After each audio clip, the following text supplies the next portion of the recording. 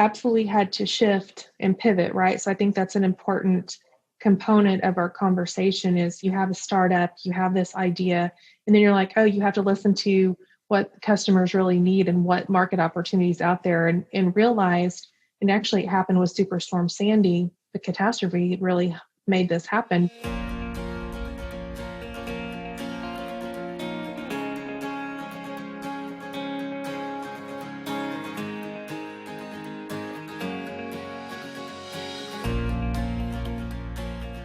I first saw Robin Roberson on stage 4 years ago talking about the company she founded and led at the time, WeGoLook.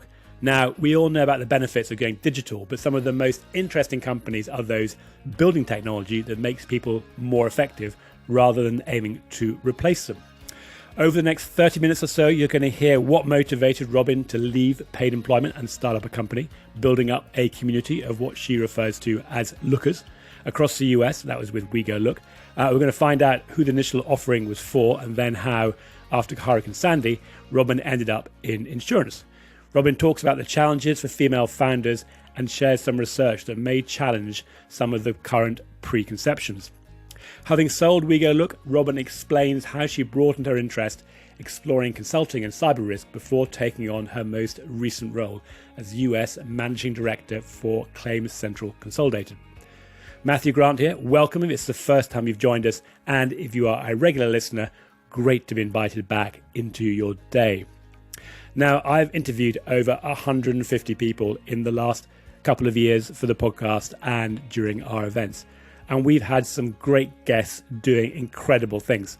But my interview with Robin is not only one of the most inspirational I've recorded, it is, as you'll discover if you listen to the end, one of the most personal interviews I've done, as Robin generously shares her experience from the last few months with some advice for all of us.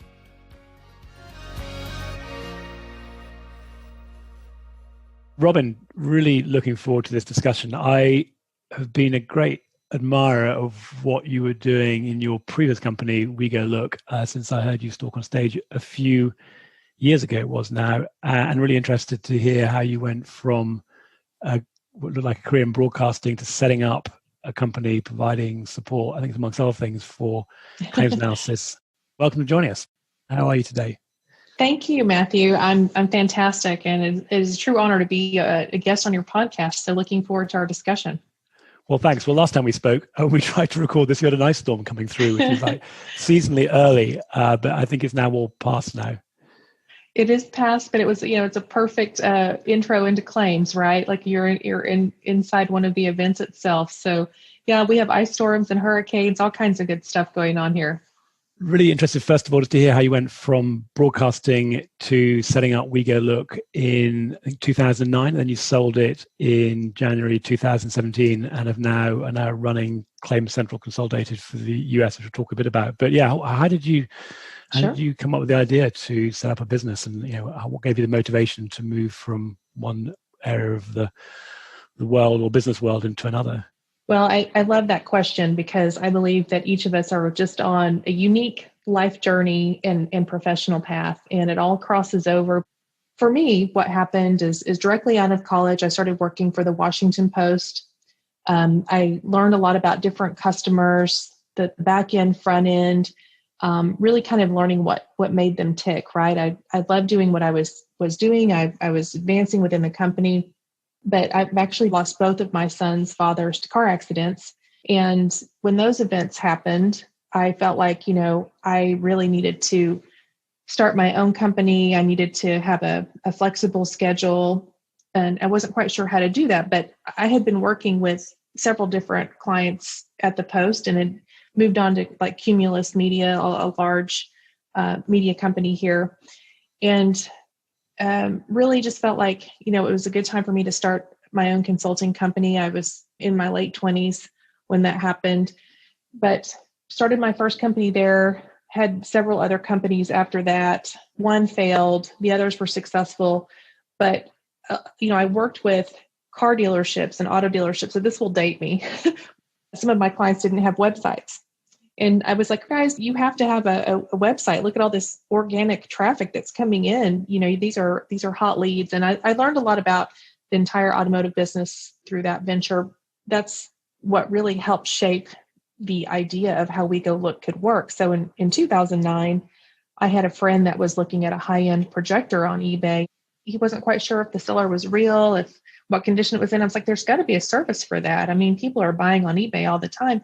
And I did some research and couldn't find a company doing that. And I thought, wow, this would be a great, solution to a problem that's out there. And I had been on some bad online dates. There's all kinds of things you could use someone to go on your behalf to verify an item, right? So I initially started WeGoLook conceptually as really working for people like you and I, mitigating our risk when purchasing something sight unseen. And then, of course, putting it down on paper, really figuring out, how do I create this large network of independent contractors that you could dispatch on demand to gather field data, right, in the forms of photos, video, et cetera. And so that's how all of that started. But that was kind of my path. It was a long up and down, windy, curvy path, but it led me to where I am today. Well, Robin, that is a really inspirational story. I mean, you took a deep personal tragedy and you took the energy to resolve that and turn it into a business. I'm really intrigued by when you talked about your WeGoLook in there. WeGoLook, as you mentioned sort of in passing, you had some bad dates. And so in addition to the projectors, did you also, in your early days of WeGoLook, did you have people that could go out and check people's dates to make sure they were the right kind of people before they actually met up? We did. It was interesting because we had some people want us to be more like a private eye, right? And then we were like, no, we don't do that. But we could go to a Starbucks and meet someone and take a current photo. So this was really before a lot of the cameras and, of course, FaceTime and things like that, too. I mean, you think about how much technology has advanced in just the last few years. We did that a few times. It wasn't obviously our largest service that we provided.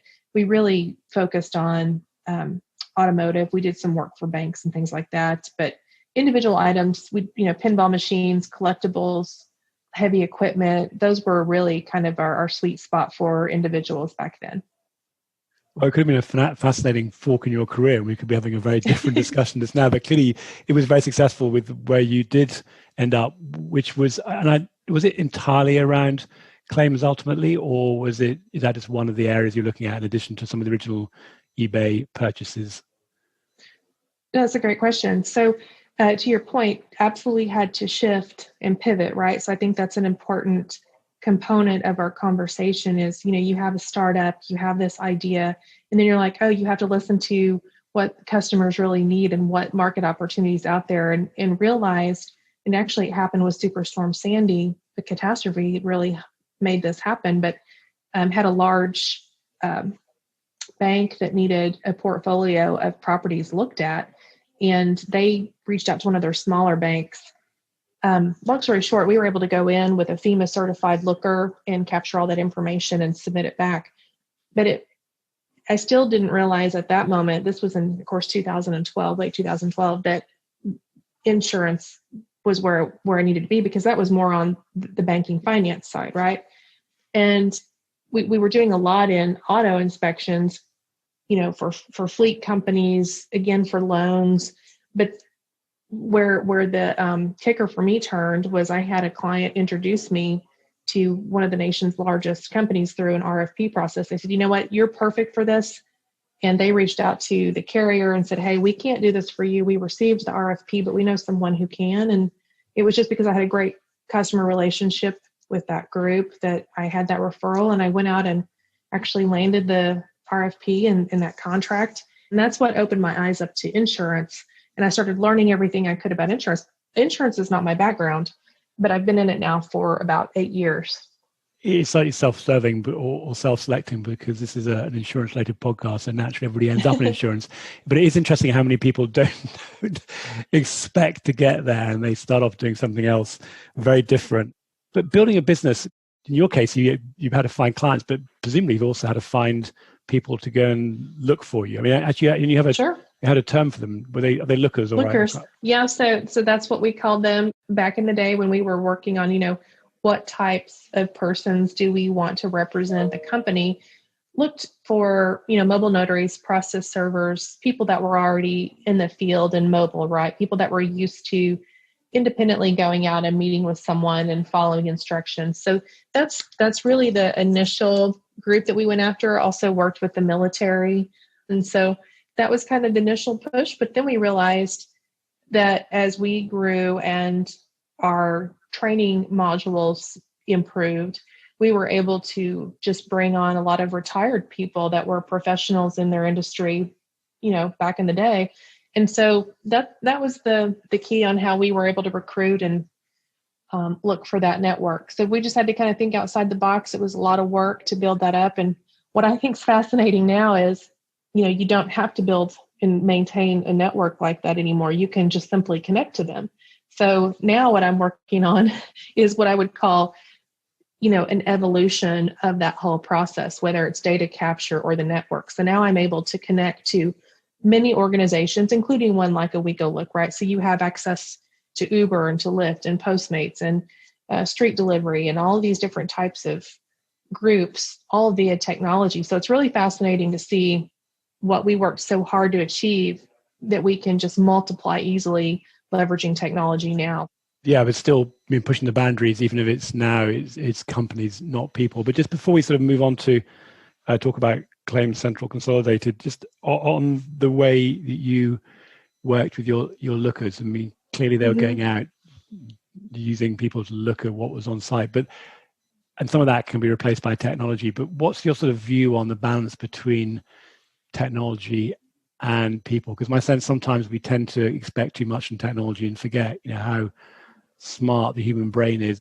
Did you see technology both as enabler, but is there a point at which, or are we some way from where technology is going to replace people for some of those kind of decision-making sort of choices, whether it's underwriting or claims?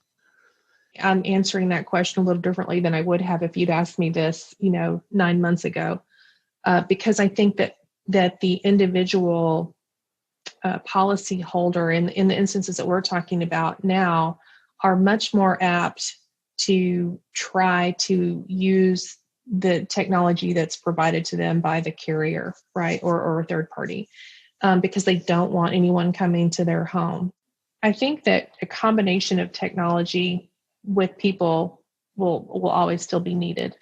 But I do believe that technology will take over a lot of the manual processes now, and people can focus on the more complex or more on that customer relationship. It's hard to have a customer relationship with your phone. I think that's where people will be needed. Although anybody with teenage children might wonder sometimes if the well, that's true. Good point.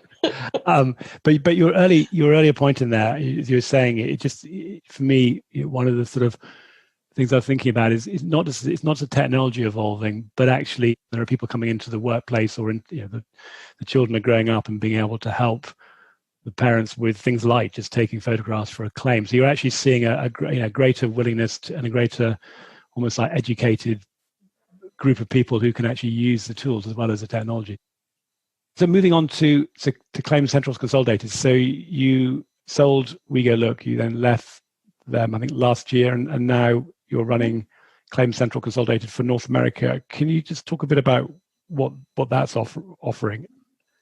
I stayed on WeGoLook for about 2.5 years and then departed early last year. Over the past 15 months, created a consulting company and worked a lot inside of data tokenization and cybersecurity. Became equity partners in a low-code, no-code platform called Build Array, and just really stayed relevant in the insurtech space. But earlier this year, yes, Claim Central reached out. They were interested in our take on their technology platform that they've created. So I don't know how familiar you are with Claim Central, but they're based out of Australia, and they've been in business for about 20 years. They're about $150 million a year company there, very successful.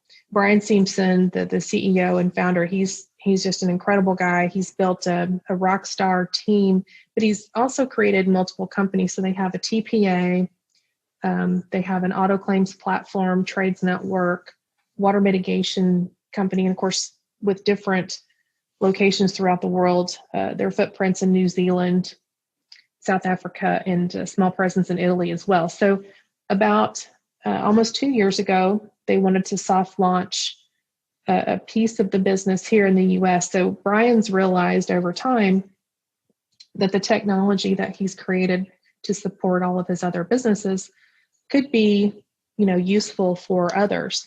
And that's really where we come in. So while they're heavily services focused in other parts of the world, here in North America, we're 100% focused on the technology play.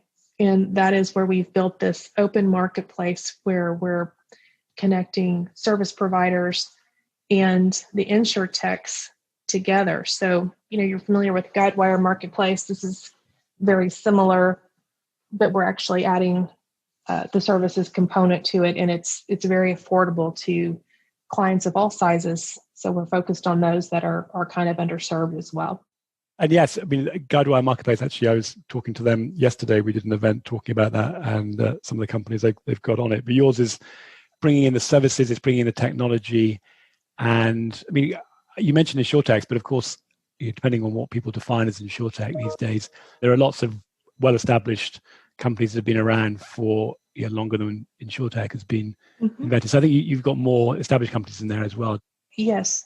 And to your point, we're not competing at all with Guidewire. We're absolutely, this is complementary to Guidewire as well. And we feel like the adoption by insurtech has just still been slow because you have all of these different disparate systems. And we're able to offer this, connect once with access to many.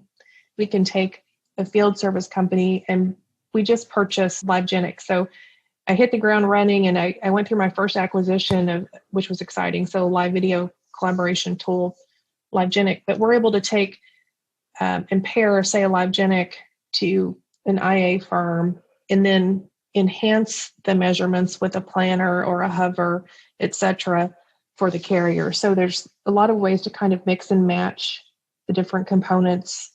I actually liken it to a McDonald's hamburger, right? Or a McDonald's menu. You go in, you say, I'd like a Big Mac with the fries and the Coke and the burger all at once, or you can have an a la carte. So we have kind of pre-bundled solutions as well, so people can come in and easily order whatever they need to or launch from the marketplace. Claim Logic is that the name of the marketplace, is that right? We're actually about to go through a rebrand. We should have the final on the name of that. So we'll be launching that as well. When I say here in the US, I actually did bring over my COO and business partner from WeGoLook, Kenneth Knoll. We've been working together for about 10 years now, but he's over at Claim Central with me as well. So it's we're tag teaming. So you're kind of agnostic to policy administration systems and other platforms out there.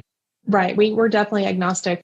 By the way, people don't have to actually connect or use our platform for their claims management system. It's all modularized, and they're able just to connect via API. And that point, you touched on this a little bit earlier about how some of the challenges that insurtechs have for being able to do work with insurance companies. It's not entirely their own fault, but this is a way of making it easier, I presume. So if people can kind of connect through your platform, then for an insurer to get access to one of your clients, it's easier because they're essentially on the platform. Absolutely, that approach of making it convenient and efficient. We're trying to make it very easy, and we understand adoption and legacy systems, so we have kind of a hybrid model as well. So we're really able to work with all different types of customers. And how do you find about the integrations? Because hopefully any company that started up today is seeing the value in building out API connectivity. But are you finding that's generally the case now for people that you want to put on the platform, that it's actually relatively straightforward for them to connect in, or are there still challenges? And you mentioned low code as one of the companies you got involved with, but is there some work to be done to actually get people to be able to plug into your own platform? Yeah, it really depends on the customer and where they're at in their digital roadmap as well. It's really interesting. We were talking about just a few years ago how much technology is advanced. I can remember going to conferences for 4 years ago and talking about API connectivity in the cloud, and people would just look at you with a blank stare. And you have to really, if you keep that in mind, how much now it's expected, right? And of course, that's the way that we want to work together. Is that's what enables all this API connectivity. But yeah, there are still companies out there that you have to do custom integration with. And the APIs have been around for at least 20 years now, maybe 21 the last time I looked. And it's just a reminder that even great technology ideas can take a long time to get adopted. And until they do, you have that challenge of interoperability. What's the business model then for Claims Consolidated? How do you make your money out of the platform? We are not charging anyone to be a customer. We want, again, people to have access to this provider network. So what we're doing is we're monetizing by collecting a fee from within those providers. So we're actually it's like a referral fee, right? We're bringing them extra business. And something I think that's really neat is some of the providers that we have now will, when they're working with an individual carrier or customer, they're requiring a minimum volume commitment. We don't do that. So, we're just going by use because we're kind of a master vendor, if you will. So there are companies that are able to save money with us because they may want a product. They're like, well, we can't, reach those minimum volume commitments, but we can actually just pay per use through the platform. So I think that's just another benefit of the platform. Yeah, makes it more accessible. And then do you sort of validate the companies that come on there? So if someone's using one of your partners, do they know that there's been some kind of level of due diligence to make sure, particularly when it comes to the services side, which I guess can sometimes be harder to assess versus the tools or the data, but do you add that into the offering? What we're doing right now is we're working primarily with vendors and service providers that we're very familiar with and have had a lot of experience with. We're actually in the process of creating that document. What does that look like? If it's someone that's kind of unknown to us or if they're new to the market, what will that due diligence be on that provider? So we're not to what I would say a formal process yet. We've just been working with people that we've known for years and that customers are asking for. A lot of road still to go to make this as robust as we want it to be, but we've made an incredible start and it's very exciting.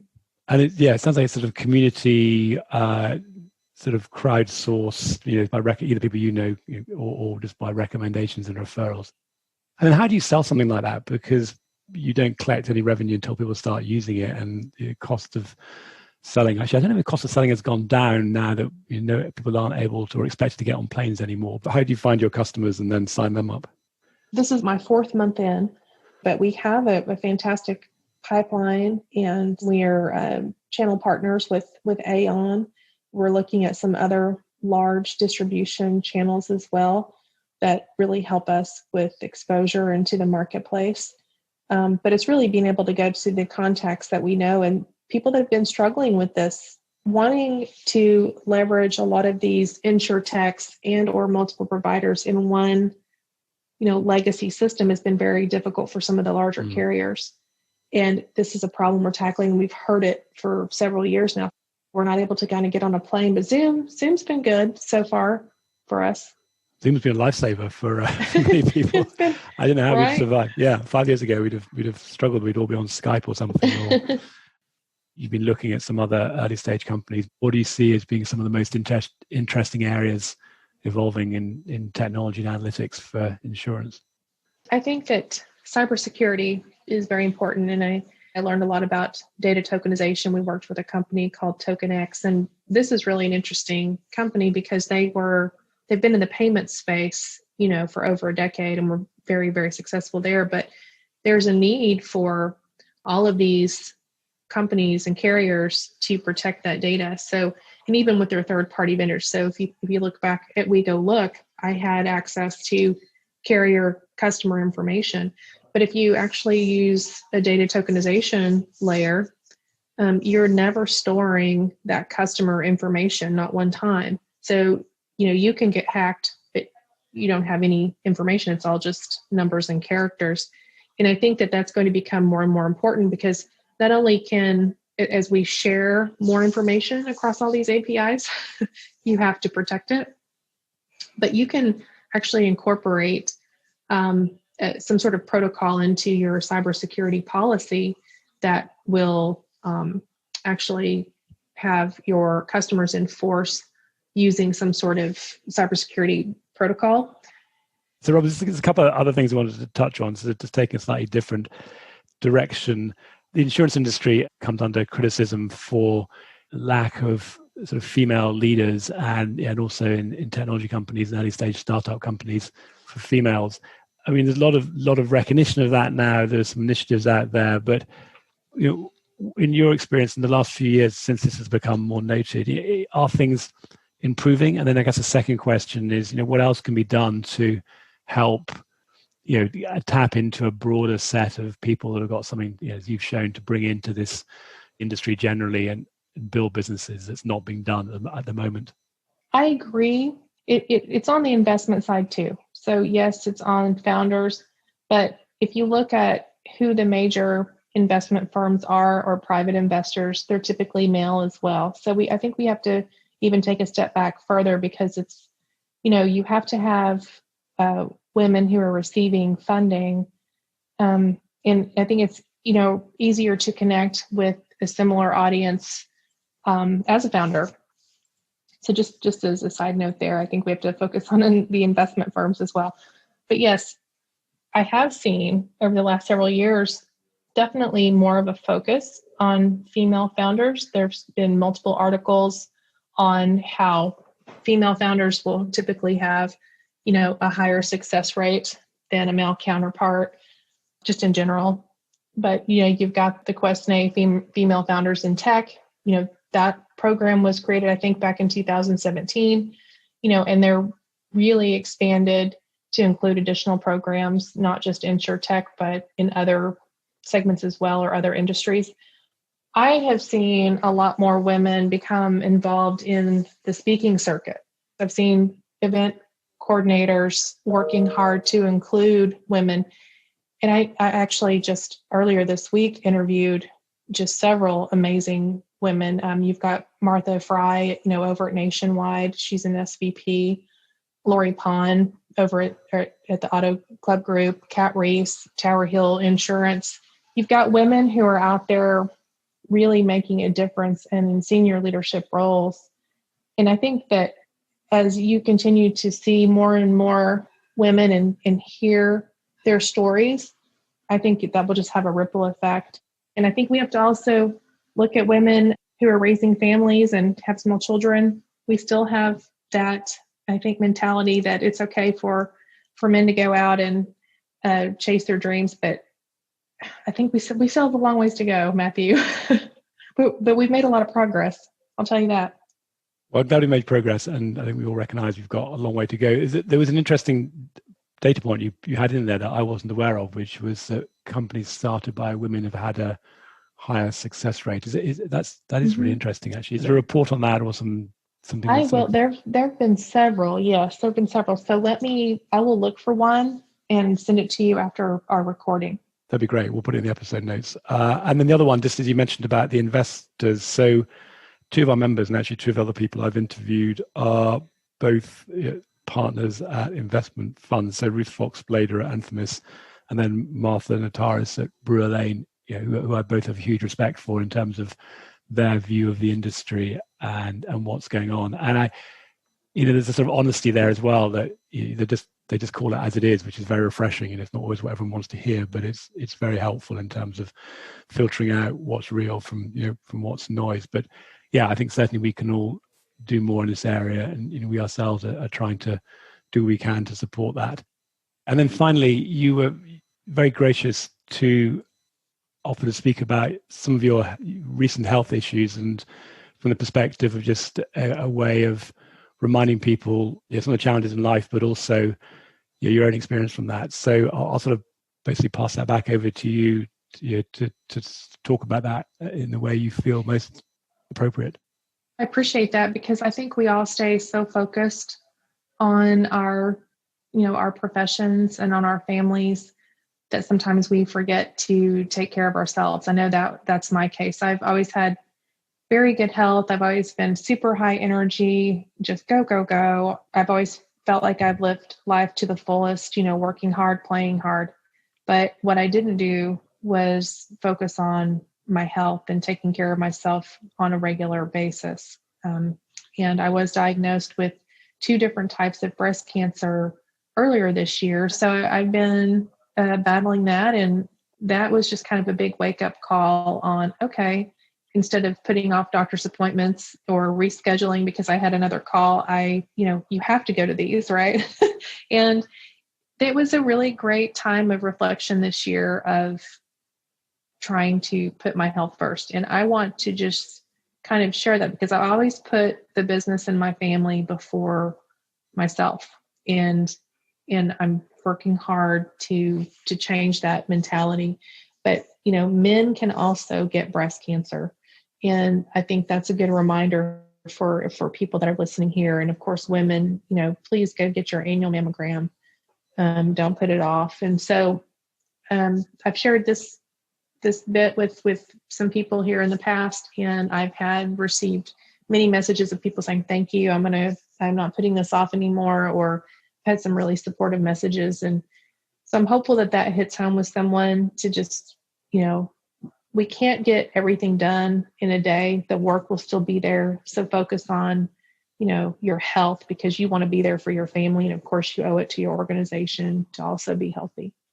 Well, Robin, it's very generous of you to share something so personal. It's just a part of what you've done so well over your life in so many different ways. I mean, it really is inspiring what you've been able to do. And I just wish, I wish you a quick and healthy recovery on that. And I think just part of this COVID, I think as all of us probably experienced when we're in lockdown, is that sometimes the risk is just to head down and work all day. And I do know that a number of our listeners are actually out exercising whilst they're listening to us. So it's just a reminder that, yes, you can actually, the joy of podcasts is you can actually work and exercise at the same time. So we try and help people out in that journey. That's great.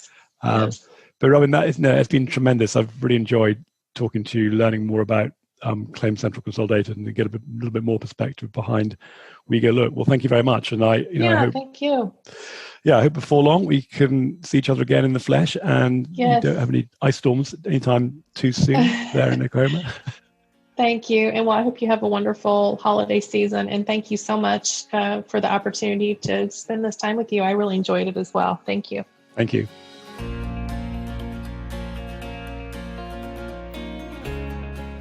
Well, we covered so much in there and a lot to learn for all of us. And I'm immensely grateful to Robin for sharing so much. Thank you, Robin. We'll be including the links to the report Robin mentioned in the episode notes, as well as contact details for Robin. And you'll find the edited highlights of the discussion on the podcast section of the InsTech London website, ideal for reviewing again or for sharing with others. You can find out what we're up to at InsTech London on the website, www.instech.london, and why we've over 17,000 people around the world from in and outside of insurance, companies large and small, that are regularly engaging with us. Please do keep in touch with me, Matthew Grant, on LinkedIn, or drop us an email, hello@InsTech London, if you want to find out how we can help you share your stories, find your partners, clients, or just want some friendly advice.